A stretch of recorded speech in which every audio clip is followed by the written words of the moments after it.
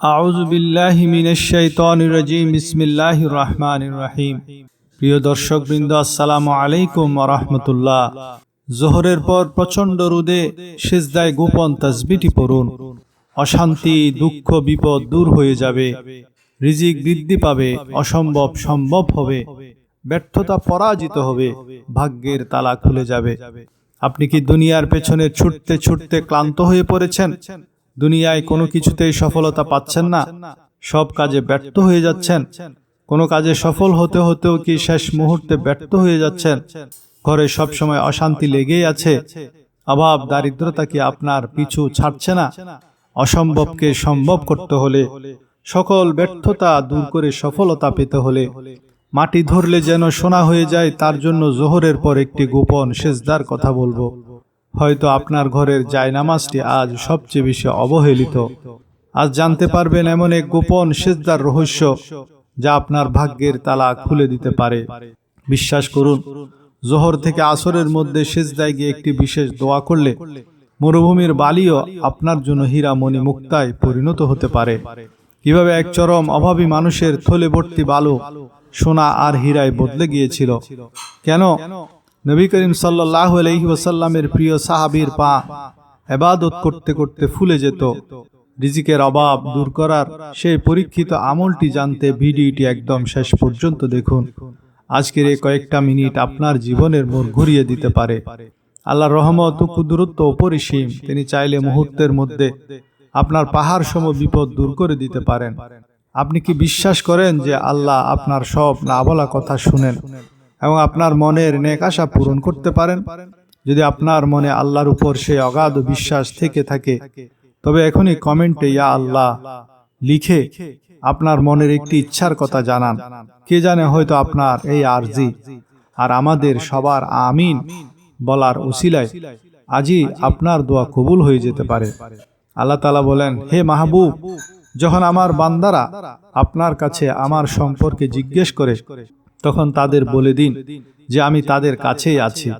এর দলিল কি? দলিল হলো, তারা যখনই আমার কাছে দোয়া করবে আমি তাদের দোয়া কবুল করব। আমি তাদের কাছেই আছি। আল্লাহ তাবারাক ওয়া তাআলার বান্দারা আল্লাহকে ভালোবাসে, তার দরবারে মাথা নত করে নিজেদের দুঃখ কষ্ট তাকে জানায় এবং তার প্রিয় নবী সাল্লাল্লাহু আলাইহি ওয়াসাল্লামের উসিলা নিয়ে তার দরবারে হাজির হয়। তাদের কপাল সেজদার নূরে উজ্জ্বল হয়। আমরা সব কিছুর জন্য সময় বের করি, কিন্তু ইবাদতের জন্য সময় বের করি না। আমাদের সব কিছুই আজ আবাদ, জমজমাট। আমাদের ফেসবুক আবাদ, হোয়াটসঅ্যাপ আবাদ, টুইটার আবাদ, সব কিছুই সচল। সবচেয়ে কম আবাদ বা ব্যবহৃত হয় আমাদের জায়নামাজ। এখন সেই সব মানুষকে খুঁজলে পাওয়া দুষ্কর, যাদের বগলে জায়নামাজ থাকতো। হে আমার ভাই, দুনিয়ার পেছনে আপনি আর কত দৌড়াবেন? এই দুনিয়া আপনাকে ক্লান্ত করে দিবে। সম্পদের পেছনে কত ছুটবেন? এটি আপনাকে পরিশ্রান্ত করে ফেলবে। আপনি যখন জীবনের হিসাব নিকাশ মেলাবেন, তখন মৃত্যুর সময় অনুভব করবেন যে সব কিছু তো মানুষের জন্যই করলাম, নিজের পরকালের জন্য তো কিছুই করতে পারলাম না। আমরা ইবাদতের ক্ষেত্রে নানা অজুহাত দেখাই। আমরা বলি রিজিক অন্বেষণ করাও তো ইবাদত, আমি হালাল উপার্জনের জন্য যাচ্ছি, এটাও তো ইবাদত। আমার মতো মানুষরা বলে দেয় আমি সকালে উঠে মাদ্রাসায় কিতাব দেখি, এটাও তো ইবাদত। বয়ান করার জন্য পড়াশোনা করি, এটাও তো ইবাদত। দ্বীনের খাতিরে দেশে বিদেশে এত সফর করি, এটাও তো ইবাদত। তাহলে নফল ইবাদতের জন্য আলাদা সময় কোথায়? তাসবিহ পড়ার সময় কোথায়? আমরা এভাবে অজুহাত তৈরি করি। আমার প্রশ্ন হলো, এসব কথা কি সাহাবায়ে কেরাম বা নবী করিম সাল্লাল্লাহু আলাইহি ওয়াসাল্লাম জানতেন না?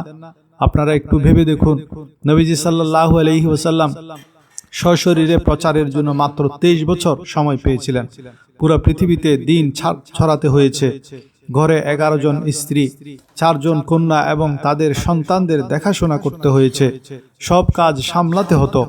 সৈয়দানা তাইয়্যিবা তাহেরা হযরত আয়েশা সিদ্দিকা রাদিয়াল্লাহু তাআলা আনহা বলেন, নবীজি সারাদিন দ্বীনের দাওয়াত দিতেন, গোলামদের দুঃখ কষ্ট শুনতেন, ঘরে এসে পরিবারের খোঁজ নিতেন এবং ঘরের কাজে হাত বাটাতেন। তিনি বলেন, কোরবান যায়, যখন সারা দুনিয়া ঘুমিয়ে পড়ত, আমেনার লাল তখন জায়নামাজ বিছিয়ে দিতেন। খাদেম গোলাম সবাই যখন ঘুমিয়ে যেত, তখন তিনি আল্লাহর দরবারে দাঁড়িয়ে যেতেন। সহিহ মুসলিমের শব্দে সৈয়দা আয়েশা রাদিয়াল্লাহু তাআলা আনহা বলেন, ও ওহে নবীর গোলামরা, আমি সেই দৃশ্য দেখেছি যে নবীজি নামাজে এত দীর্ঘক্ষণ দাঁড়িয়ে থাকতেন যে তার পবিত্র পা মোবারক ফুলে যেত। আমি বুকে হাত দিয়ে বলতে পারবো না যে আমার পা কখনো নামাজে দাঁড়িয়ে ফুলেছে। বাচ্চাদের রুটি জোগাড় করতে গিয়ে পা ফুলেছে, সেটা আলাদা কথা। ভ্রমণে গিয়ে পা ক্লান্ত হয়েছে, সেটা আলাদা কথা।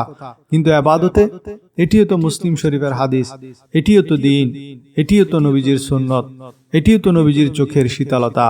সাইয়্যিদা আয়েশা রাদিয়াল্লাহু তাআলা আনহা বলেন, পা ফুলে যেত, তবুও তিনি সারা রাত নামাজ পড়তেন, একটি আয়াতই বারবার তেলাওয়াত করতেন। মসজিদে নববীতে যখন বেলাল রাদিয়াল্লাহু ফজরের আজান দিতেন, তখনও নবীজি জায়নামাজে থাকতেন।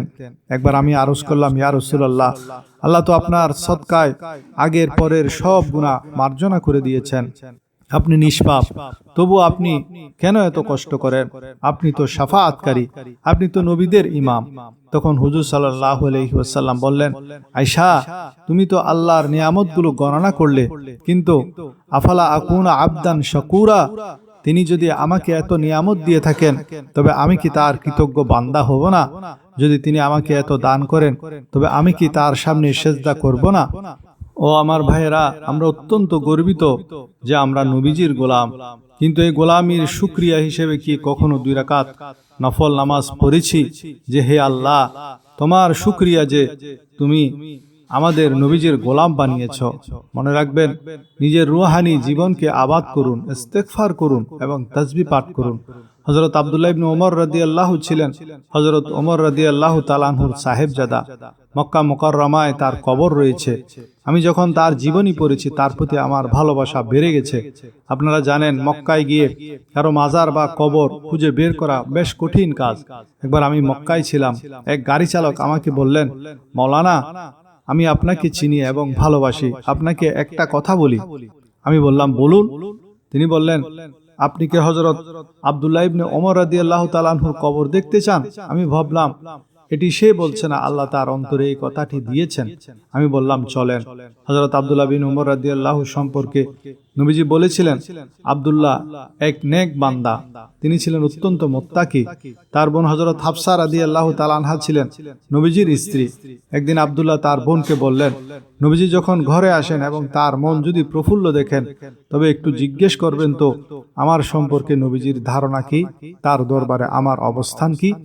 বোনকে ভাই কোনো কাজের কথা বললে বোন সেটা করবে না, এমনটা হয় না। উম্মুল মুমিনিন হাফসা রাদিয়াল্লাহু তাআলা আনহা বলেন, আমি সুযোগের অপেক্ষায় ছিলাম। একদিন নবীজি আমার ঘরে এলেন, আমি খাবার পেশ করলাম এবং আরজ করলাম, ইয়া রাসূলুল্লাহ, আমার ভাই আব্দুল্লাহর ব্যাপারে আপনার অভিমত কি? নবীজি আমার দিকে তাকিয়ে মুস্কি হাসলেন। বেরেলির ইমাম আহমদ রেজা খান বলেন, নবীজি যখন হাসতেন তখন বড় দুঃখী মানুষও হেসে ফেলত। নবীজি মুস্কি হেসে বললেন, হাফসা, তোমার ভাই মানুষ হিসেবে অনেক ভালো, কিন্তু আমি শুনেছি সে এশার নামাজ পড়ে ফজর পর্যন্ত ঘুমিয়েই থাকে। ওহে যুবকরা, এখানে সকাল 10টা বা 11টা পর্যন্ত ঘুমানোর কথা হচ্ছে না। নবীজি বলছেন সে এশা পড়ে ঘুমায় আর একেবারে ফজরের ওয়াক্ত উঠে। তার উচিত তাহাজ্জুদের সময় উঠা এবং আল্লাহর দরবারে সেজদা ও ইবাদত করা। হযরত হাফসা রাদিয়াল্লাহু তাআলা আনহা এই বার্তা আব্দুল্লাহকে পৌঁছে দিলেন। তিনি বললেন, আমার ভাই শোনো, নবীজি বলেছেন তুমি ভালো মানুষ, কিন্তু তুমি তাহাজ্জুদে উঠো না। ও আমার মিল্লাতের যুবকরা, যখন সারা দুনিয়া ঘুমিয়ে থাকে, বিছানা গরম থাকে, ঘুমের ঘোরে চোখ বুজে আসে, ঠিক তখন যদি হঠাৎ হৃদয়ে ঘন্টা বাজে আর ঘড়িতে দেখা যায় রাত 3:30 বা 4টা বাজে, আর কোনো টকবকে যুবক ঘুম ছেড়ে উঠে ওযু করে জায়নামাজ বিছিয়ে দেয়, তখন মদিনার প্রিয় নবীজি সাল্লাল্লাহু আলাইহি ওয়াসাল্লাম বলেন, প্রতিটি নামাজের জন্য আল্লাহ সওয়াব দেন। কিন্তু যে যুবক তাহাজ্জুদের জন্য উঠে, তাকে দেখে আল্লাহ মুস্কি হাসেন, যে হাসি তার শানের উপযোগী। আল্লাহ খুশি হন যে আমার বান্দা তাহাজ্জুদে উঠে গেছে। আফসোস, আমাদের সকালগুলো যদি আমাদের মালিকের নামে হতো। হযরত আবুল হাসান রাহমাতুল্লাহ আলাইহি হযরত মুআজ ইবনে জাবাল রাদিয়াল্লাহু তাআলা আনহুর কাছে বসতেন। তিনি বলেন, সাহাবায়ে কেরামের প্রতি ভালোবাসা বাড়লে জায়নামাজের প্রতিও ভালোবাসা বাড়ে। তিনি একজন তাবী ছিলেন। তিনি বলেন, সাহাবীদের ভালোবাসতাম তো জিকির ও দুরূদ শরীফের প্রতিও ভালোবাসা জন্মে গেল। আল্লাহ মসজিদের প্রতিও ভালোবাসা বাড়িয়ে দিলেন। তিনি আরো বলেন, আমার সারাক্ষণ ইচ্ছে করত কেবল আল্লাহ আল্লাহ করতে। মানুষের ভিড় থেকে 10 মিনিট সময় পেলেও 4 রাকাত নফল পড়ে নিতাম। তাসবিহ পেলেই 500 বার ইস্তেগফার বা সুবহানাল্লাহ আলহামদুলিল্লাহ পড়তাম। তিনি বলেন, ঘরে 6-7টি সন্তান ছিল, চরম অভাব ছিল, কিন্তু কোনো কাজ পেতাম না। আমি কাজ চোর ছিলাম না, কাজ খুঁজতাম, কিন্তু কাজ মিলত না। একদিন স্ত্রীকে বললাম, আমি কাজ খুঁজতে যাচ্ছি। স্ত্রী অভাবের তাড়নায় বলে ফেললেন, আজ যদি কিছু না নিয়ে আসেন তবে বাচ্চাদের এই ক্ষুধা আমি আর সইতে পারছি না। আজ কিছু না আনলে আমি বাচ্চাদের নিয়ে চলে যাব। তিনি পেরেশান হয়ে বের হলেন। সকাল থেকে জোহর পর্যন্ত কাজ খুঁজলেন, কিন্তু পেলেন না। মনে মনে ভাবলেন, মানুষের কাজ যখন মিলছে না, তখন চলুন আল্লাহর কাজ ইবাদত করি। তিনি ফোরাত নদীর পানি দিয়ে ওযু করলেন। প্রচন্ড রোদ ছিল। নিজের রুমালটি বালুর উপর বিছিয়ে জোহর থেকে আসর পর্যন্ত নফল নামাজ পড়লেন।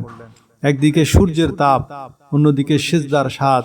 তিনি বলেন, সিজদা করলে আর মাথা তুলতে ইচ্ছা করত না। আসরের পর যখন বাড়ির দিকে রওনা হলেন, ভাবলেন খালি হাতে গেলে স্ত্রী অশান্তি করবে। তিনি তার সেই নামাজ পড়ার রুমালে কিছু বালু ভরে নিলেন। ভাবলেন, দূর থেকে দেখলে স্ত্রী ভাববে কিছু একটা নিয়ে এসেছি, কাছে গিয়ে সত্যটা বলে দেব। ঘরে গিয়ে তিনি রুমালটি এক কোণে রাখলেন। স্ত্রী এসে বললেন, আপনি হাত মুখ ধুয়ে নিন, আমি খাবার আনছি। তিনি অবাক হয়ে বললেন, খাবার কোথায় পেলে? ঘরে তো কয়েকদিনের উপোস। স্ত্রী খাবার নিয়ে এলেন, রুটি, আচার, সালাদ সব আছে। তিনি অবাক হয়ে জিজ্ঞেস করলেন, এসব কোথা থেকে এলো? স্ত্রী বললেন, জানি না। আজ আপনি কোন দয়ালু মালিকের কাজ করতে গিয়েছিলেন? আজ ঘরে এত নিয়ামত এসেছে যে আমি সামলাতে পারছি না। এত আটা, এত গম। কোন মালিকের দরজায় গিয়েছিলেন আপনি? কথাটি বলতে বলতে স্ত্রী সেই রুমালটি খুললেন যাতে তিনি বালু ভরেছিলেন। তিনি দেখলেন আল্লাহ তাআলা সেই বালুকেও সোনা ও হীরা বানিয়ে দিয়েছেন। সুবহানাল্লাহ। যখন আপনার মনোযোগ আল্লাহর দিকে হবে, তখন সব সহজ হবে। আমার নবীজি সাল্লাল্লাহু আলাইহি ওয়াসাল্লাম বলেছেন, প্রতিটি জিনিস তোমার রবের কাছে চাও, এমনকি ঘরের লবণ শেষ হয়ে গেলেও তা রবের কাছে চাও। আপনি চেয়ে তো দেখুন, তিনি অবশ্যই দেবেন। তিরমিজি শরীফে আছে, আল্লাহর লজ্জা লাগে যখন তার কোনো বান্দা হাত তোলে, তখন সে হাত খালি ফিরিয়ে দিতে। দোয়ার অনেক শক্তি। দোয়া মুমিনের হাতিয়ার। দোয়া ছাড়া আর কিছুই তাকদীর বদলাতে পারে না। আল্লাহ আমাদের বোঝার তৌফিক দিন। নিজেদের ইবাদত ও দোয়ার সিলসিলাকে মজবুত করুন। দোয়াই বড় বিপ্লব ঘটাতে পারে। আমাদের বুজুর্গরা এভাবেই আল্লাহর নৈকট্য লাভ করেছেন। বুখারী মুসলিমের বর্ণনা অনুযায়ী মানুষ নফল ইবাদতের মাধ্যমে আল্লাহর এত কাছে চলে যায় যে আল্লাহ তার জবান হয়ে যায়, তার চোখ ও কানের নূর হয়ে যায়।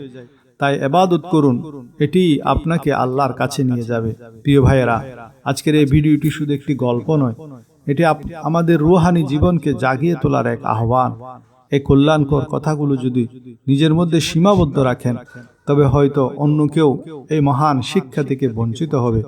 আপনি কি চান না আপনার একটি শেয়ারের কারণে অন্য কোনো অভাবী মানুষের মনে আল্লাহর প্রতি ভরসা তৈরি হোক? আপনি যদি চান আপনার উসিলায় অন্য কেউ ইবাদতের স্বাদ খুঁজে পাক, তবে ভিডিওটি লাইক দিয়ে এখনই শেয়ার করে দিন। মনে রাখবেন, একটি ভালো কথা ছড়িয়ে দেওয়াও কিন্তু সদকায়ে জারিয়া। আপনার একটি শেয়ার হয়তো কারো জীবন বদলে দিবে, আর তার সওয়াব আপনি কিয়ামত পর্যন্ত পেতে থাকবেন।